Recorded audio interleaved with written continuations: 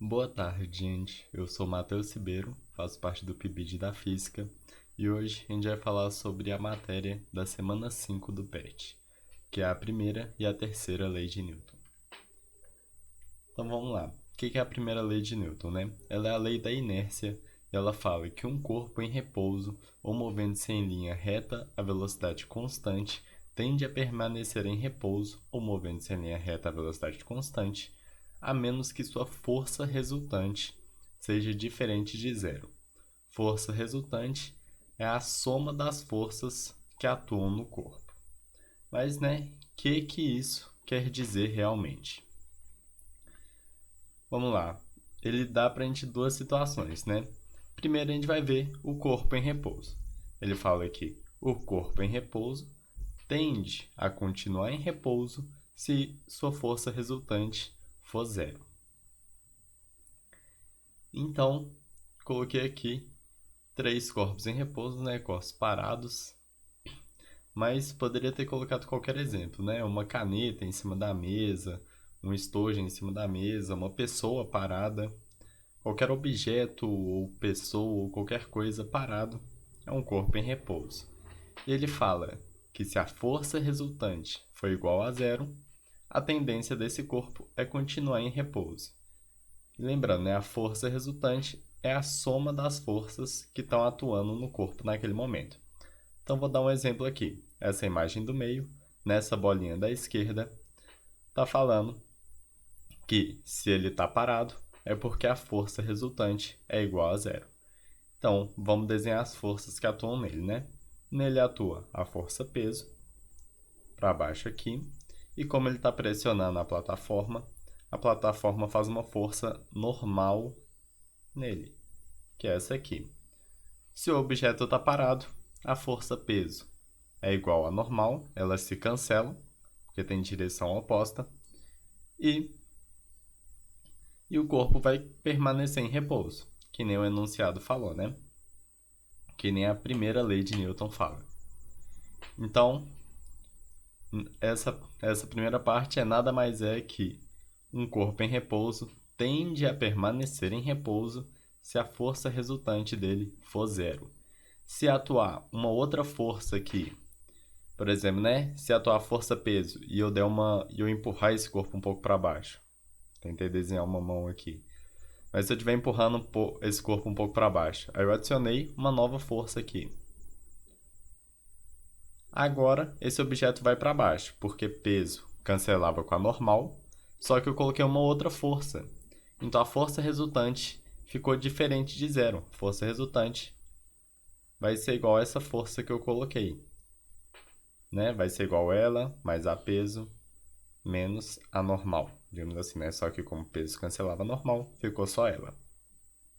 E aí sim, esse objeto ia começar a ter um movimento, porque agora a força resultante seria diferente de zero.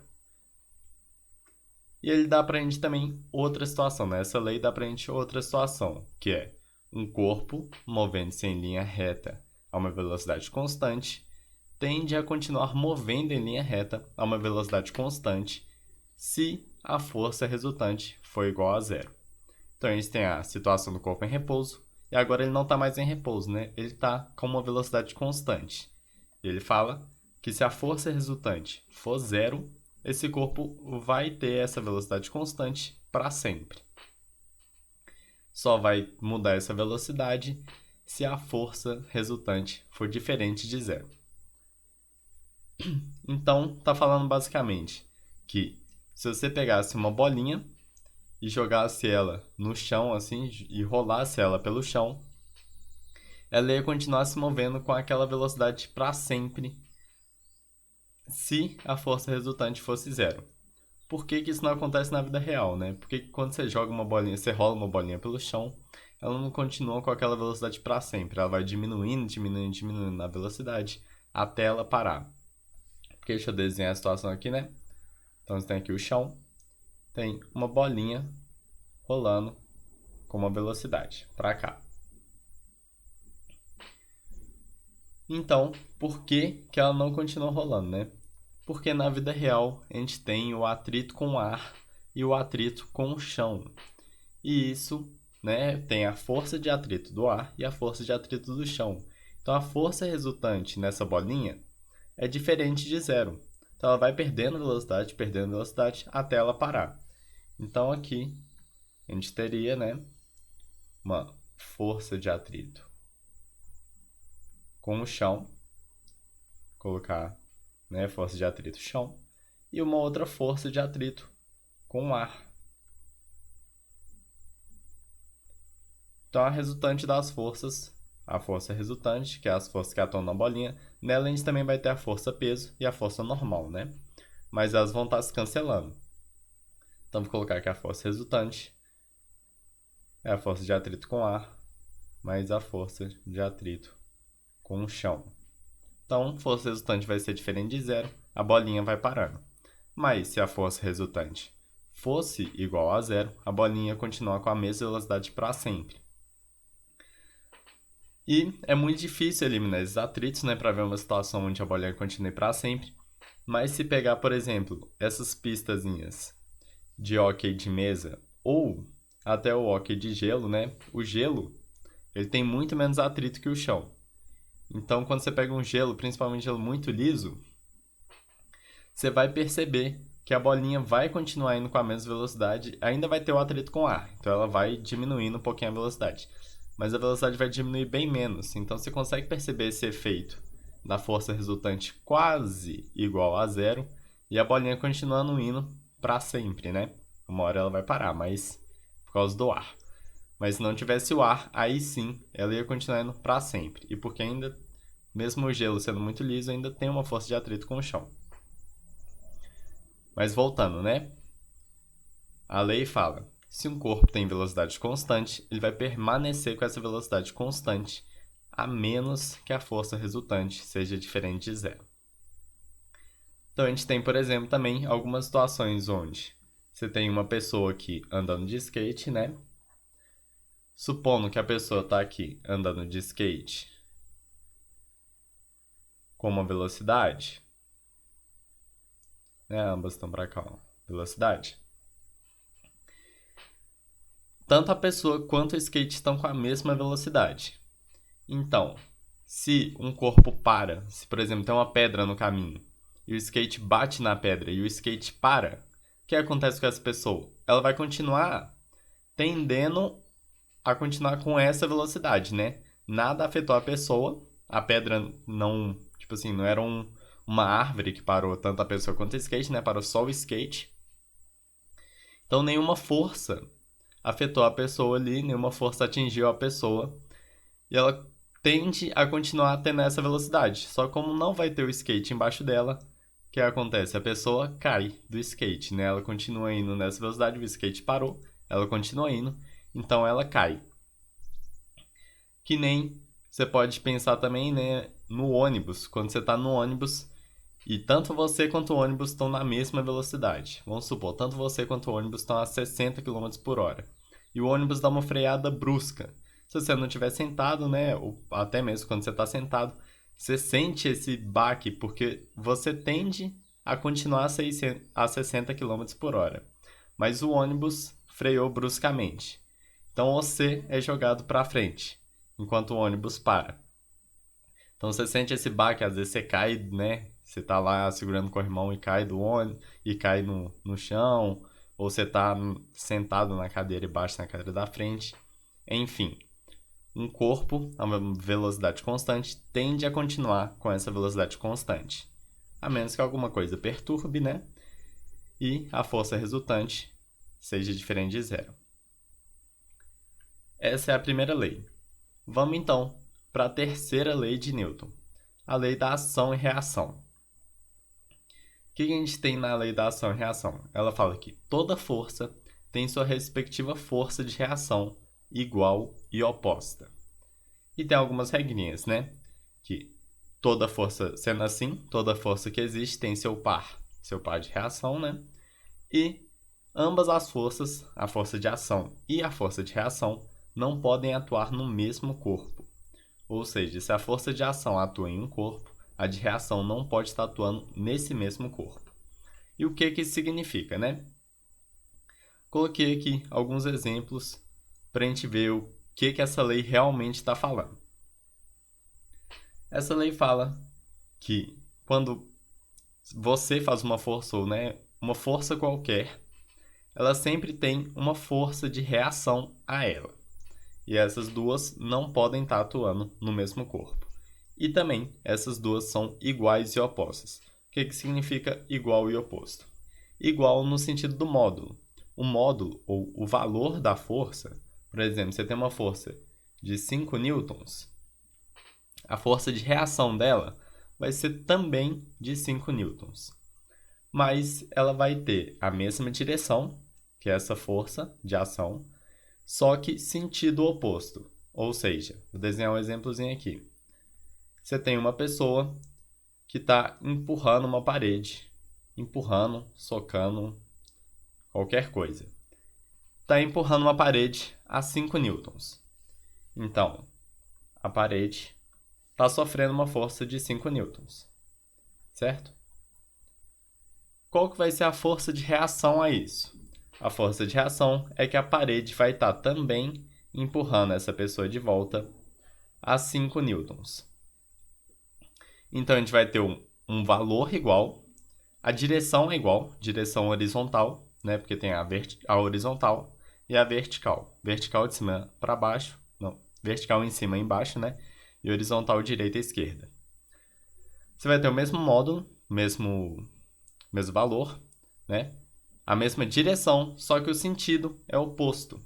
Então, uma está indo para a direita, outra está indo para a esquerda. Se tivesse a força de ação indo para cima, força de reação ia estar indo para baixo.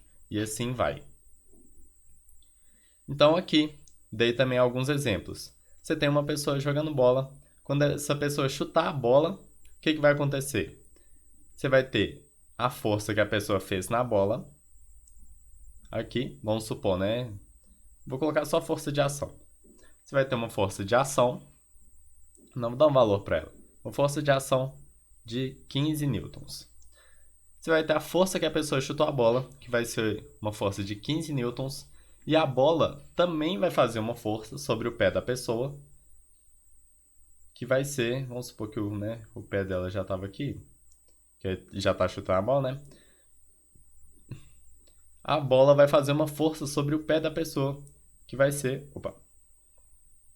A bola vai fazer uma força sobre o pé da pessoa também, que vai ser uma força de reação de valor igual, que é a lei, e valor igual, direção igual e sentido oposto. Então, sempre que você fizer uma força, sempre que algo fizer uma força em alguma coisa, essa coisa vai responder fazendo uma força também de direção de mesmo valor, mesma direção e sentido oposto. E como toda força tem sua força de reação, toda força tem seu par. Então, dá alguns outros exemplos, Uma pessoa jogando vôlei. Agora, por exemplo, a pessoa está com o braço parado e a bola vai bater no braço dela. A pessoa tá dando uma manchete no vôlei. O que acontece? Agora a bola faz uma força de ação sobre o braço da pessoa. A bola agora faz uma força de ação de 15 newtons também. E o braço da pessoa vai fazer uma força na bola, uma força de reação na bola, de iguais 15 newtons. Uma está numa diagonal, outra está na diagonal oposta. Então, sempre isso. A primeira força, força de ação, sempre vai ter uma força de reação. Então, temos aqui também o terceiro exemplo. Um carro batendo num muro. O carro batendo no muro vai fazer uma força no muro de ação. Olha aí que aqui está tampando. Então, vou colocar aqui 30 newtons. E por que o carro estraga também, se ele fez a força no muro? Porque o muro também faz uma força no carro de 30 newtons. Então, força de reação de 30 newtons. Então, por que sua mão dói quando você bate na parede? Se eu sei que está batendo na parede. porque é como se a parede estivesse te batendo de volta com uma força igual à que você bateu nela. O carro estraga. Por isso, por exemplo, você tem um acidente de um caminhão com um carro. Aí você pensa, a força que ambos receberam foram iguais? Foram. Se eles bateram, né? Por exemplo, o carro bateu no caminhão.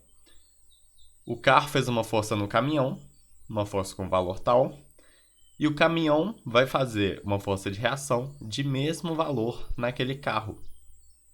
Então a força que eles receberam foram iguais. Por que que, por exemplo, o carro sai muito pior do que o caminhão? Porque o caminhão, né, ele tem mais massa, o corpo é diferente, né? Ele recebeu a mesma força. Mas o impacto daquela força no caminhão é diferente do impacto daquela força no carro. Mas você sempre tem que pensar que as forças têm um valor igual e sentido oposto. E uma regra muito importante é que, em todos esses casos, você pode notar, por exemplo, no primeiro caso, a força de ação foi na bola.